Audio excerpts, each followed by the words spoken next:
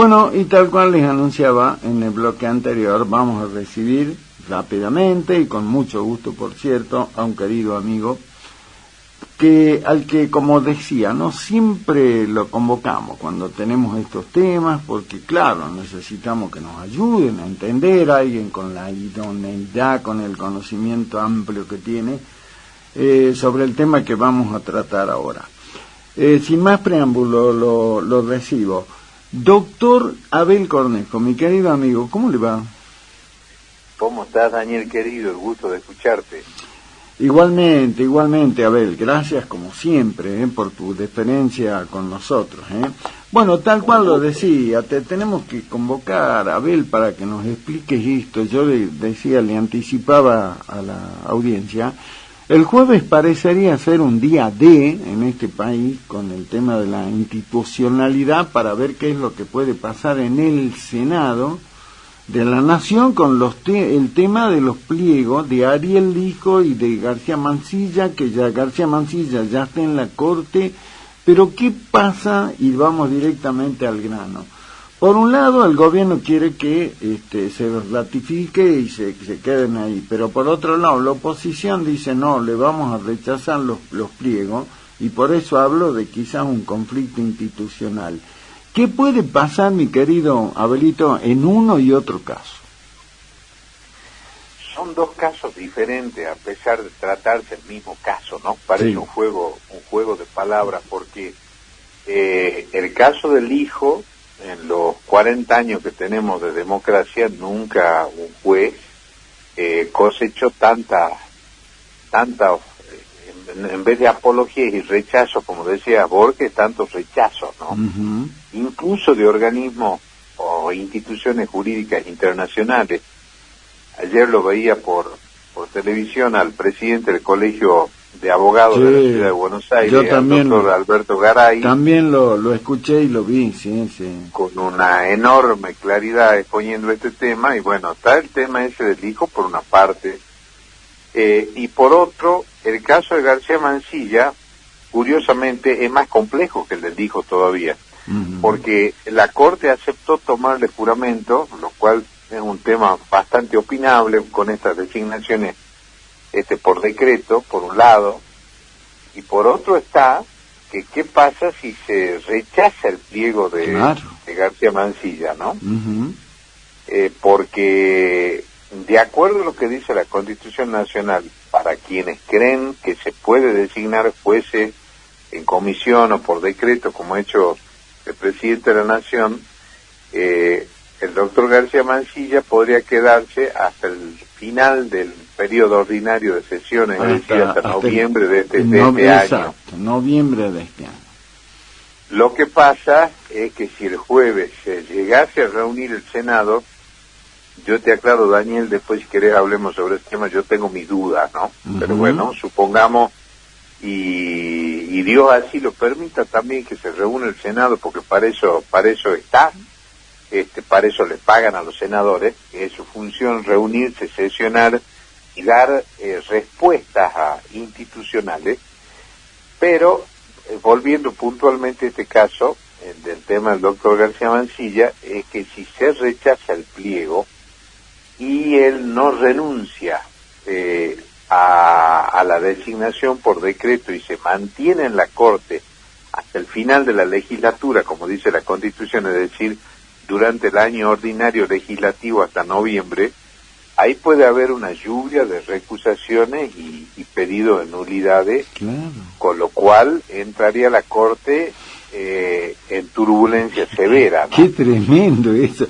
Perdón, hago un pequeño paréntesis ahí, doctor Abel Cornejo, porque decirle a la audiencia cuáles pueden ser los problemas. Yo te tiro el título y voy a explicarlo, porque pueden haber muchísimas recusaciones que van a decir no tenía legitimidad para haber fallado en determinado tema, ¿no? O tenía legitimidad si el Senado, porque, a ver, si el Senado le aprueba el pliego, ya no hay nada más que hablar, la Corte le recibe juramento de ley, en su momento Macri lo había propuesto también así a Rosati y a Rosa, y después corrigió, después enmendó ese error, enmendó la plana y mandó el Senado, solucionó la cuestión. Y esto podría ser, porque si aprobase el pliego de gracia. Estaría en la situación de... Ay, perdón, Abel, te estamos perdiendo por parte en la comunicación. Estoy quietito yo ahí, no, sí. No sé si se escucha bien ahora. Ahora sí. Sí, bueno, lo que te decía es que en el caso de García Mansilla, si se aprueba el pliego no hay ningún inconveniente. Si no se aprueba el pliego, sí pueden haber causales de recusación en el sentido. Dijo que no pueden ser. No, ahí te volvemos a perder, no sé por qué, pero estamos con... Y ahí estamos con... Ahí, sí, ahí... No, no, de al ratito se te perdemos. ¿Te parece que Lali intente una nueva comunicación a ver si la podemos recibir más limpita, Abel? Perfecto. Bueno, perfecto. Entonces, en un minuto nomás. Gracias. Ahí estamos charlando con el doctor Abel Cornejo, pero como ustedes están escuchando, por ahí se que nos interrumpe y no nos parece que tenemos que seguir así. ¿Por qué? Porque lo que está tratando, lo que nos está comentando, tiene un valor enorme, para eso lo hemos convocado. Así que vamos a probar de nuevo con la comunicación telefónica, como siempre, los problemas, a ver si tenemos la oportunidad de escucharlo más clarito, porque es absolutamente importante lo que nos va a explicar, a dar a conocer de este tema que tiene una enorme implicancia desde lo institucional, como lo está explicando, así que bueno, vamos a ver si podemos mejorar ahí la comunicación y lo retomamos al doctor Abel Cornejo. Bueno, ahí decía el doctor, ¿no? En esto que escuchamos recién, yo les decía cuando presentaba el programa, dos posturas. Desde el gobierno de Javier Milei, por estas horas se intenta que no haya sesión. Y es lo que está explicando el doctor. Ahí lo recuperamos. A ver, Abel, ahí te recuperamos. A ver qué nos pasa ahora. Exacto, sí. Bueno, ahí hasta ahora te escuchamos bárbaro. Adelante. Yo lo que te decía es que si se aprueba el pliego de García Mansilla, no hay ningún tipo de inconveniente. Queda lo anecdótico de decir, se lo propuso por decreto, pero quedaría en la situación de Rosati y Rosencrantz, es decir, exacto, un juez designado por el Senado de la Nación. Ahora, ¿me estás escuchando ahí? Perfectamente, doctor. Listo. Entonces, si se rechaza ese pliego, ahí sí hay otro tema, porque ¿qué pasa si es que el juez sigue o si no sigue? Con un rechazo del Senado. Anoche el doctor Garay decía que lo más prolijo sería presentar la renuncia si se rechaza el pliego. Sí, claro. Pero es probable que la política que sigue el gobierno no dé brazo a torcer, ¿no? Claro, no se lo permita, más allá de que a lo mejor, yo no lo conozco a García Mansilla, capaz que él dice éticamente me tengo que ir, pero del gobierno me va a decir, está loco, ¿cómo te va a ir? No, que no dé brazo a torcer, que es muy probable que claro, sea una cosa de esta, ¿no? Claro. Ya sabemos cómo se maneja el gobierno, lo cual, una cosa es la firmeza, las convicciones, y otra cosa es la terquedad o la tosudez, ¿no? Exacto. Si el Senado está diciendo que no, sí. Y hay que recordar que la Constitución establece un sistema complejo de designación de los jueces, o sea, no es una facultad absoluta, no hay facultades absolutas en la Constitución. Hay mecanismos simples y mecanismos complejos. Este es un mecanismo complejo de designación. Mecanismo simple, por ejemplo, la designación de un ministro del Poder Ejecutivo Nacional. El presidente emite un decreto, se lo designa, el ministro jura y queda en posesión del cargo. Pero los jueces de la Corte no. Claro. El juez de la Corte necesita que vaya el pedido de acuerdo a la Comisión de Acuerdo del Senado, que la Comisión de Acuerdo se expida. Hay que acordarse que ya se expidió la Comisión de de acuerdo del Senado. Exacto. Una vez que se reúne ese número, y después pasa al Pleno del Senado. Y una vez en el Pleno del Senado, ahí se puso en la Constitución del 94 una cláusula que a mí me parece sumamente acertada, que es que para ser designado juez de la Corte Suprema hacen falta las 2/3 partes de los miembros presentes al momento de votar. Exacto. Del quórum que tiene el Senado en ese momento. Porque es decir que los constituyentes del 94 se han preocupado también que no sea tan fácil llegar a la Corte o a la Procuración General de la Nación o a la Defensoría General de la Nación o a la Auditoría General de la Nación, que ahora ha quedado acéfala, o a la Defensoría del Pueblo de la Nación, que hace más de 12 años que está acéfala. ¿Y qué es lo que nos está diciendo la Constitución de alguna manera, Danielito? Conversar no es insultar. Exacto. Conversar y dialogar o proponer es lo que hacen toda la democracia para tratar de llegar a un equilibrio institucional. Entonces, la designación de un juez de la Corte, más allá del mecanismo complejo de designación, exige un diálogo, porque no es la primera vez que se va a rechazar un acuerdo, ¿no? Hay que acordarse que la presidenta Cristina Fernández de Kirchner le rechazaron el pliego del doctor Raposo, que había mandado como candidato a procurador general de la Nación. Exacto.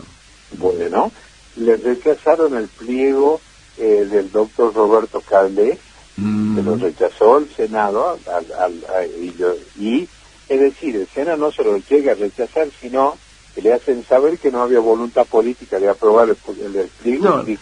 No, no lo mandé porque lo vamos a rechazar, más o menos así. Bueno, exactamente. Entonces, de alguna manera, el presidente se enojó. Eso es lo único que voy a discrepar, a quien respeto mucho como periodista, aquí a Carlos Pañi. Carlos Pañi dice que el presidente tiene razón en los fundamentos del decreto que propone a los jueces en comisión, porque dice el Senado se demoró 11 meses. Bueno, el Senado, en primer lugar, hubiese esperado que uno de las dos vacantes se llenase con una jurista, mujer. Así lo establece el artículo 222, que es el decreto reglamentario para la designación de jueces de la Corte. Entonces, en reemplazo de la doctora Elena Hayton, que hubiese entrado una jurista argentina, que las hay y de primerísimo nivel, pero además es lo que correspondía. Claro. No se hizo. Y en segundo lugar, que hubiese habido un mecanismo de diálogo tal, así como lo hubo para la ley base, que primero hubo un capricho de que la ley base se tenía que aprobar con cerca de 600 artículos, y terminó la ley ómnibus, primero después fue la ley base, terminó aprobándose. Pero ¿por qué se termina aprobando? Porque hubo una negociación dentro de la Cámara de Diputados para permitir, y después posteriormente en el Senado, para que se pueda aprobar. Entonces, si hace 11 meses están estacionados esos pliegos ahí, evidentemente no hubo voluntad política de aprobar. Pero no se le puede echar la culpa del Senado, no aprobó, porque el Senado, y decir, sino tratarlo. Bueno, tratarlo, a lo mejor el Senado está mandando una señal de decir, vengan, conversemos y veamos qué es lo más conveniente para el país, que es cómo funcionan las repúblicas, digamos. Exacto. Claro. Eso es así. Claro. Ahora, yo lo escuchaba también, me pareció espectacular. Yo digo, ¿cuánto nos haría falta, como ciudadanos, digo, a los argentinos, escuchar al presidente del Colegio de Abogados de Cava, que estaba anoche con Carlos Pañi, para que sepamos algo más? Bueno, es lo mismo, por eso te convocamos acá, porque es un gusto escuchar a quienes saben, porque realmente ahí es ilustrarse mucho con este tema. Ese doctor podría ser un candidato natural para la Corte Suprema. Por supuesto, yo decía, pero ¿por qué no lo proponen a él? Hay de un candidato natural para la Corte Suprema. Una persona con una formación jurídica espectacular, de un currículum envidiable, especialista en derecho constitucional, que es lo que más hace falta. La Corte es un tribunal de control constitucional. Claro. Entonces, que vaya un especialista en derecho constitucional le da un salto de jerarquía, un salto de calidad a la Corte. Y el doctor Garay es una persona irreprochable, un hombre de 71 años, estaría ideal para ser juez de la Corte Suprema en este momento. Por eso es que el tema de las terquedades, de obcecarse, pero bueno, y está otro tema ahí, que es el tema del hijo con la resistencia, que eso despertó, y con distintos problemas, más la interna de la Corte, que sigue, porque ahí también habría que ver que será otra salida política. Yo creo que el número de los jueces de la Corte Suprema tiene que ser 7. Bueno, eso es lo que hoy aparece como prenda de negociación, Abel, con el kirchnerismo, claro, al menos, con Cristina.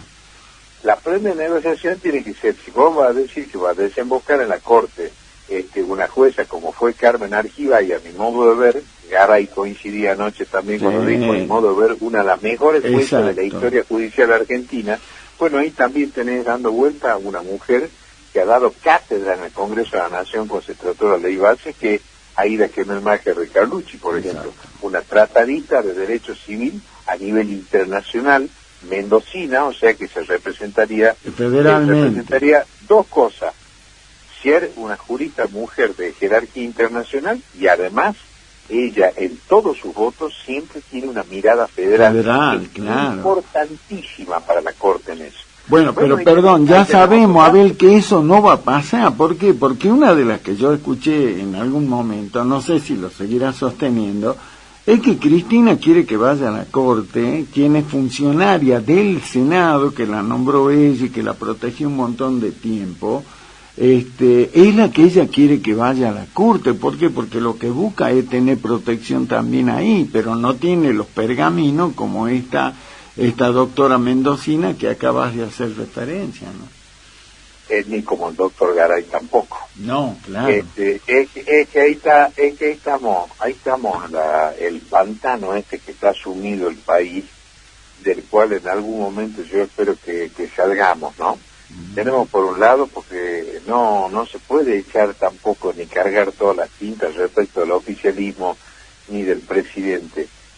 Hablando de terquedades, también tenemos como jefa de la oposición a la expresidenta, y la expresidenta tiene una obstinación particular respecto de las causas penales que ella tiene abiertas. Entonces confunde el interés particular con el interés general. Exacto. Y en realidad ahí se podría dar que el bloque de Unión por la Patria, por supuesto que tiene personajes de primera línea para proponer. Ya te nombro uno, por ejemplo, de origen justicialista, que es el doctor Alberto García Lema, por ejemplo. Claro.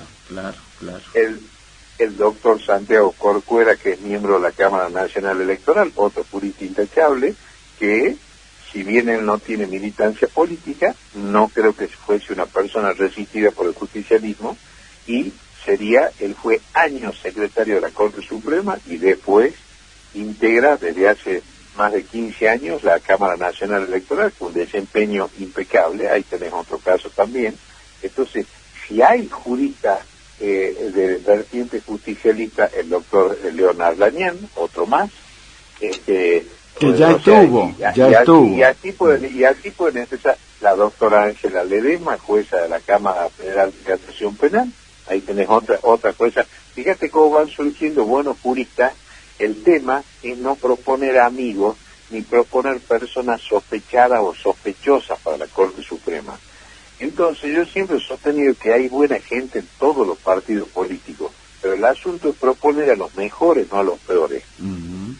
Claro, ahora, porque yo pensaba, ¿no?, esto, y ahora lo pienso en voz alta con la audiencia. Para mí es inimaginable, Abel, de que una cosa como esta que estamos viviendo todos los argentinos se pudiera dar, por ejemplo, respecto de lo que es la Suprema Corte de Estados Unidos. pero vos sabés que mucho se habla de la Corte Suprema de los Estados Unidos. Yo voy a coincidir con vos. La Suprema Corte de los Estados Unidos, contrariamente a lo que la gente cree, no se designan jueces apolíticos, ¿no? Los presidentes que van llegando, en primer lugar, Estados Unidos tiene una enmienda constitucional que es maravillosa, que se puede ser reelecto una sola vez. Es decir, que un ciudadano o una ciudadana norteamericana, hasta ahora Estados Unidos no tuvo presidenta mujer, en cualquier momento lo va a tener, pero el máximo de duración es una reelección. Claro, son 2 periodos y a la casa. En el caso de Trump, por ejemplo, ahora, que ya se desempeñó anteriormente y después perdió la elección con Biden y ahora vuelve a ganar, no puede ser reelecto de vuelta. Después de este periodo, chao. Sumás 8 años consecutivos o alternados y no podés volver a ser presidente de los Estados Unidos. Claro. Primera cuestión. La otra cuestión ahí es que los presidentes norteamericanos eligen a personas de su partido, pero ¿qué eligen? Eligen a los mejores, a personas respetables, a personas que han tenido claramente posiciones, ya sea conservadora o progresista, no importa, según gobiernan los republicanos, los demócratas, y eso también le da prestigio a la Corte, porque si llegan abogados de la matrícula, si llegan personas que han tenido actuaciones políticas notables, incluso dentro de la historia de los Estados Unidos, han habido jueces, pero de primerísimo nivel, que han tenido muchísima actuación política, pero siempre buscando que se elijan los mejores. Y ahí hay una institución que es como si fuese la Confederación de Colegios de Abogados de los Estados Unidos, que es la American Bar Association, que tiene sede en Chicago, que la American Bar es la que te dice, te levanto, te baja el pulgar, y si el presidente la tiene en contra, es imposible que te vayan a designar juez, ni siquiera juez federal, ¿no? El American Bar tiene una opinión, no está escrito en ninguna parte, sino que es una buena práctica republicana, digamos. Que ahora, el decreto 222, ese lo ha puesto, ese decreto lo puso Néstor Kirchner, cuando la famosa Corte de la mayoría automática había entrado en un franco enfrentamiento en la consideración social. La imagen de la Corte era deplorable. Entonces, bueno, Kirchner en cadena nacional pide la renuncia a la Corte Suprema y junto con eso, en ese momento, se empiezan a renovar por jueces de la Corte que tenían otra imagen y eso le dio, en su momento, le dio muchísimo resultado aún del punto de vista político, ¿no? Exacto. Después, por supuesto, empezó también la tentación hegemónica, una corte que de 9 miembros que había llevado Menem bajó a 7, después Cristina la bajó a 5, y 5 jueces de la corte es poco. Alberti siempre pedía 9, pero la Argentina, yo creo que el número ideal para la Corte Suprema es de 7 jueces o juezas que la puedan integrar. Exacto.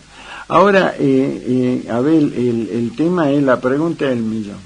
Llegamos a el día jueves. Yo le contaba a la audiencia, bueno, vos lo mencionabas al comienzo de la charla, desde el oficialismo, es decir, desde el gobierno, Milei, lo que está haciendo por estas horas es tratar de desalentar, de no conseguir el número para que comience la sesión, eso es lo que busca, pero ponerle que fracase y que, bueno, que pase, que se haga nomás la sesión. ¿Podemos entrar en una verdadera crisis institucional si es que finalmente se rechazan los pliegos? De ninguna manera. Ya yo, como te decía antes, cuando se rechazaron los pliegos en gobiernos anteriores, no pasa nada. Es más, la Corte, que todavía no lo ha hecho, no sé por qué, la Corte tiene 5 por ley. Eso, cuando se reformó la Constitución, yo tuve largas discusiones en el año 94, yo le hubiese puesto el número de jueces de la Corte, como quería Alberti, como tiene la Constitución de los Estados Unidos, el número de jueces de la Corte debería estar fijado por la propia Constitución. Sea 9, sea 7, no importa. pero que esté claramente fijado ahí cuál es el número de los jueces de la Corte. Y que no quede al libre albedrío, al oportunismo del claro, manda más de si no turno. Vos lo cambias por ley, si no vos lo cambias por ley, y es un tema de cambiarlo por ley, ¿no? Uh-huh. Entonces, esa es una cuestión. Y la otra cuestión, hay un régimen de subrogancia que se llama, que es que cuando hay vacantes en la Corte, los presidentes de la Cámara Federales, por sorteo, pueden completarla a la Corte. No sé por qué no se ha hecho eso todavía. Uh-huh. Es decir, que la Corte permanentemente podría tener 5 miembros, tener los 3 titulares, y que en los distintos asuntos se vaya sorteando entre los presidentes de la Cámara Federal de Apelaciones. Uh-huh. Que además es una solución federal, porque entonces todos los presidentes de la Cámara Federal del interior del país pueden ir a subrogar y a votar en la Corte. Son jueces con acuerdo del Senado, son presidentes de las cámaras federales, y entonces perfectamente la ley habilita a que integren la Corte Suprema. Es decir, que a todos los remedios, a todas lo que creen que pueden haber abismos en el Estado de Derecho, yo les tengo que dar la mala noticia que no existen los abismos en el Estado de Derecho ni en el imperio de la ley, ¿no? Uh-huh. Para eso está la Constitución y para eso están las leyes que van reglamentando el ejercicio de las instituciones. Uh-huh. Entonces, si la Corte no tiene el número necesario, se completa provisoriamente por sorteo esas 2 vacantes, los distintos expedientes, con la integración de los presidentes de las cámaras federales de apelaciones, hasta tanto se propongan nuevos jueces y se pueda dar acuerdo. Exacto. Lo que sí yo te quería decir, Daniel, que a mí me parece muy grave desde el punto de vista de la República, de las instituciones de la República sobre todo, y de la salud de la que deben gozar las instituciones, es que si vos tenés que decidir por sí o por no quiénes son los jueces que van a integrar la Corte Suprema, vos no podés estar especulando con una falta de quórum, porque hay una falta de responsabilidad institucional enorme ante eso. Claro. Y ojo que este año hay elecciones legislativas también, ¿no? Se renuevan varios senadores, ¿no? Exacto. Por la duda alguno no esté oyendo, para que vaya, diga que sí o que no, pero no eso de, vos sacaste el tema de los Estados Unidos. Vos sabés que los Estados Unidos, el presidente de la Cámara de Representantes, que es el equivalente al presidente de la Cámara de Diputados de la Nación, exacto, sería el equivalente a Martin Menem, digamos. Ajá, exacto. O el presidente del Senado, si hay un asunto que se tiene que tratar y podés votar a favor, podés votar en contra, podés abstenerte. Lo que no podés hacer es no dar quórum, porque los presidentes de ambas cámaras te pueden mandar a detener con la fuerza federal, o sea, te puede caer el FBI a tu casa y llevarte la solapa del traje, a sentarte, a que vaya y te dé quórum, ¿no? Exacto. No te obligan a que vos te podés abstener, pero tenés... debería ser eso. Exacto. Ahora, vos te podés abstener, pero tenés que estar en la sesión. Tenés que estar en la sesión porque para eso te han elegido. Claro, para eso te pagan. ¿Cómo es eso que vos te vas a estar, vos te vas a estar escondiendo para no decidir? Y mucho más cuando estamos tratando de un poder del Estado que no es... A ver, la última vacante era el doctor Juan Carlos Maqueda, de fines de diciembre del año pasado. Pero la doctora Hayton de Nolasco hace 5 años que se fue a la Corte Suprema. Exacto. Hace más de 7 años que no tenemos Procurador General de la Nación. Uh-huh. O sea, el doctor Eduardo Casal, que viene teniendo un gran desempeño, es procurador interino, no es titular. ¿La última fue Gil Carbó, Abel? Claro, la última titular fue Gil Carbó. Claro. Mirá vos, claro, ¿cuánto pasó? Nadie se acuerda de Gil Carbó. ¿Te acordás vos que durante el gobierno de Alberto Fernández, él mandó el pliego del juez Rafeca, claro, de la Nación? Claro. Bueno, ahí también, hablando de la falta de diálogo, hay un propio boicot dentro del bloque justicialista. Nunca terminó de retirar el pliego Alberto Fernández con el tema de Rafeca, no se habló, volvió a hablar, y mientras tanto nada menos que la Procuración General de la Nación queda vacante. Eso, o sea, son cosas que en la historia institucional argentina no han sucedido. Uh-huh. Ahora, por el tema de los decretos y la designación de los jueces por decreto, si bien tengo una opinión absolutamente subjetiva que va mucho más allá de lo legal, ¿no? A mí la designación de jueces por decreto me suena a gobierno de facto. Así, claro. Vos sabés que yo diplomático no soy. No, bueno, por eso es lo importante de tu opinión, Abel. Si la Constitución establece un mecanismo de designación, bueno, entonces hay que ajustarse exactamente a lo que dispone y ordena la Constitución Nacional. Hay que seguir un mecanismo institucional de designación, hay que ir a sesionar y hay que poner la cara y hacerse cargo. Claro, exactamente. Bueno, esperemos a ver qué pasa el jueves, tenemos que estar muy atentos. Y lo último, y no te robo más tiempo porque sé que tenés otro compromiso, lo último que te consulto, está el tema de este recurso de queja o esta presentación en queja de no solo Cristina Kirchner con su condena ante la Suprema Corte, sino de los otros. Hoy escuchaba que, por ejemplo, el que era la pareja de Ileana Calabró, que está condenado, es Rossi, está condenado a 4 años y medio de prisión, ya presentó, no sé qué cosa está diciendo, que se le quebró el tendón de Aquiles y que ya está pidiendo prisión domiciliaria. ¿Qué tiene que hacer la Corte? ¿Qué puede, mejor dicho, hacer la Corte Suprema con estos casos, no solo de Cristina, sino de todo lo que están en la causa vialidad?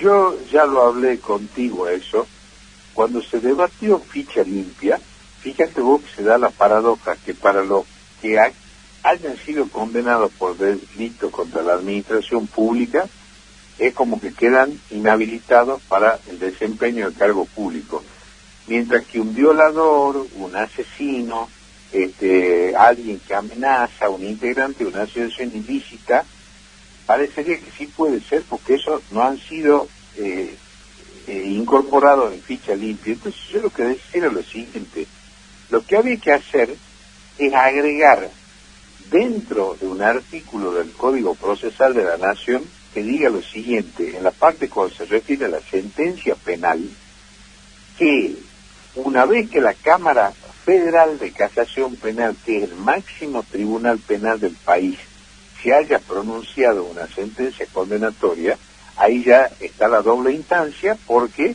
pasó primero por el juicio, por el tribunal oral, y después llega a la Cámara Federal de Casación, o sea que el famoso doble conforme, el derecho al recurso. Exacto, y la doble instancia, sí. Que son estándares internacionales del debido proceso, ya están cumplidos.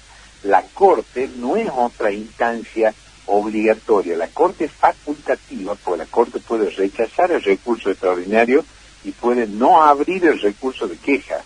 Entonces, si hay sentencia a la Cámara Federal de Casación Penal, eso sería suficiente para que opere que no se pueda presentar una persona claro, como vos lo explicaste en su momento muy clarito, y a mí me comentaban amigos, gente que escucha el programa, y me decía, sí, pero el doctor Abel Cornejo, con la idoneidad que tiene de este tema, ya está, ya dijo, no haría falta que vaya a la Suprema, pero bueno, pero estaba la posibilidad de la queja. Ahora, tiene obligación, lo último, Abelito, y te agradezco como siempre tu tiempo. ¿Tiene obligación la Suprema Corte de Justicia que si llegan ese recurso de queja de tratarlo, o la Corte puede decir, no, el tema ya está, como decís vos, hablando mal y pronto, cosa juzgada, no hace falta que opinemos nosotros? ¿Puede hacerlo o lo tiene que tratar y hacer un dictamen? La Corte tiene varias soluciones ahí, porque la Corte no está obligada a meterse en el fondo del asunto. La Corte con un sello, que es rechazo el recurso de queja, un sello que pone un secretario de la Corte, si pone que no resulta procedente la apertura del recurso, se terminó. Ya está, claro. Ya está. Ahora, yo reitero una cosa, a los fines del proceso penal en la doble instancia se cumple con la condena, la confirmación de la condena que hace la Cámara Federal de Casación Penal. Exacto. Porque si no estaríamos en el proceso de Kafka, Daniel, no terminarían nunca. No, obvio, porque después te va la Haya, este país necesita además Esa. de seguridad jurídica, parece que necesitamos certeza jurídica. Entonces la certeza jurídica, se pronunció la Cámara Federal de Casación Penal, listo. A otra cosa. Después si la Corte, esto es lo mismo, y seguramente hay algún abogado que nos está escuchando, esto es lo mismo que vos superites el cumplimiento de una sentencia de la Cámara Federal de Casación Penal a lo que se llama acción o recurso de revisión, que es que si aparecen nuevas pruebas, una sentencia firme podría ser reabierta porque eventualmente se podría revertir esa sentencia. ¿Sabés cuántas revisiones hay en la historia judicial argentina? No debe llegar ni al 0,5%. Qué bárbaro. Bueno, ahí está, ese dato te exprime de cualquier otra. En este caso cosa. es lo mismo. Claro. El recurso extraordinario, si se abre el recurso extraordinario, eso es otra cosa, porque entonces ahí sí la Corte sí puede pronunciarse. Pero si está rechazado el recurso extraordinario, por eso siempre decía que en vez de ficha limpia y todo ese debate que se ha hecho, era agregar a la parte de la sentencia en el Código Procesal Penal de la Nación, Código Procesal Penal Federal, como se llama ahora, que diga que a los fines del cumplimiento de la sentencia se tendrá por doble instancia la sentencia de la Cámara Federal de Casación Penal. Listo, se acabó el problema. Qué clarito, qué clarito. Bueno, Abel, como siempre, 1.000.000 de gracias. Eso era lo que buscamos. Vos sabés que siempre te convocamos para esto, por tu claridad, la sencillez con que lo explicás a los temas. Estaremos atentos a ver qué pasa el jueves y según eso, bueno, volveremos a charlar, ¿sí? Pero va a ser un gusto, como siempre. Bueno, igualmente. Le recuerdo algo, doctor. ¿Cuándo la cena? Fíjate, espera un momentito, ¿no? Porque estamos al aire. Estamos al aire, fíjate, obvio, lo tengo que quemar al aire. Fíjate los mensajes que tú tenés. Exactamente, un querido amigo, por supuesto, una chanza nada más. Abelito, gracias. Un abrazo grande. Otro para vos.